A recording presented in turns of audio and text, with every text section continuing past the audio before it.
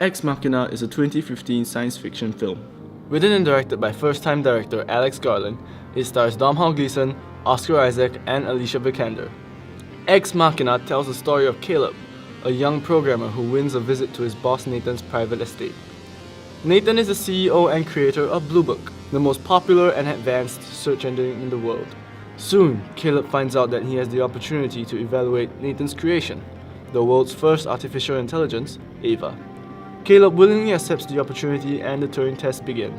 Throughout this analysis, I'll be looking at aspects of the film's mise-en-scène as well as the cinematography. First up, an aspect of mise-en-scène I'll be talking about is the use of reflections. Throughout the film, we see reflections plagued across the screen.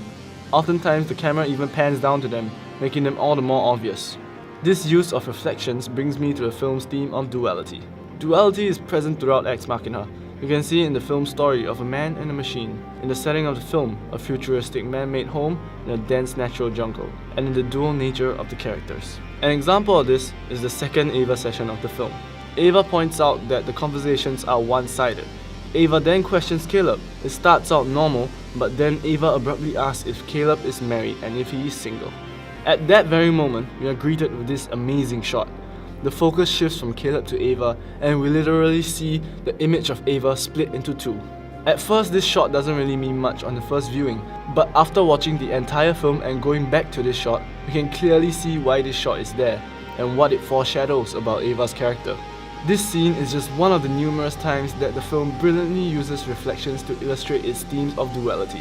It's a pretty subtle motif at first, but once you see it, you can't unsee it. Now I'll be talking about the color composition of the film, a very important aspect of Ex Machina's mise-en-scène. Colors are used to represent the different characters in the film. The film does this through colored props, costumes, and settings.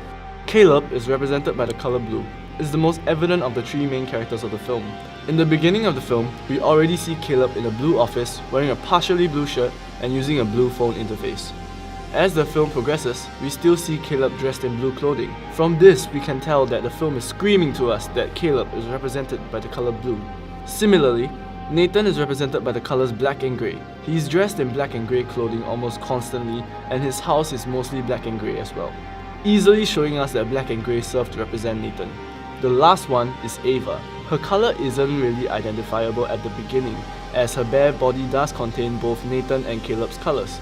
However, as the film goes on, we see her wearing red dresses and appearing in red colored sets, showing us that Ava is represented by the color red.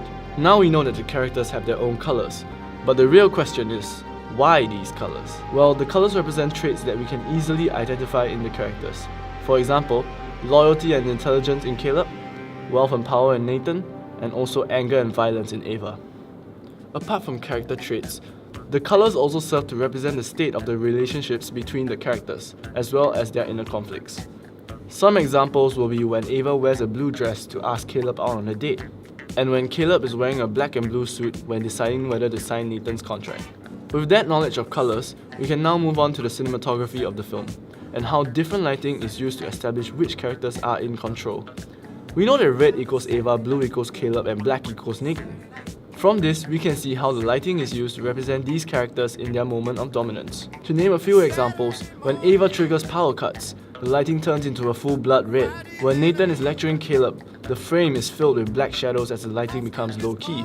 As for Caleb, we don't really see him in control throughout the film, but we do have the brilliant dance scene where Caleb is conflicted and the lights flash blue and red, showing us that he doesn't know who to believe. Hence, this shows us that Ex Machina cleverly uses colors in its mise-en-scène as well as cinematography to tell us more about the characters. Now I'll move on to the next aspect of cinematography, the camera movement. There are no fancy 360 stabilizer shots or insane long takes in Ex Machina. In fact, most of the camera movement is so subtle that we don't even notice it. What I was seeing with my eye was what I wanted the camera to see, says DP Rob Hardy. However, this is why the camera movement is so brilliant. To understand why, we have to take a look at an important centerpiece in the film, Jackson Pollock's painting No. 5, 1948. In the film, Nathan explains that the painting is a form of automatic art, Jackson Pollock let his mind go blank and his instinct determined where the paint went. The camera movement in the film mirrors this concept of automatic art. As the film is mostly centered around conversation, as well as slow and intimate moments, the camera moves subtly towards each character's point of interest, almost as if we are in the character's point of view. The only time this changes is in the climactic scene where Ava attacks Nathan. For the first time in the film, we see the camera become shaky and the movement becomes swift. Again, this goes back to the concept of automatic art, as the movements of the camera portray the hectic state of Ava and Nathan's mind as these events unfold. Ex Machina stands as a masterpiece, with intricate details weaved into every single frame. I've only just scratched the surface of its brilliance in my critique. I highly recommend that you go see Ex Machina. It's really hard to put into words how brilliant the film is, but I'll let Nathan explain that to you with his description of Ava's mind. Fluid, imperfect, patterned,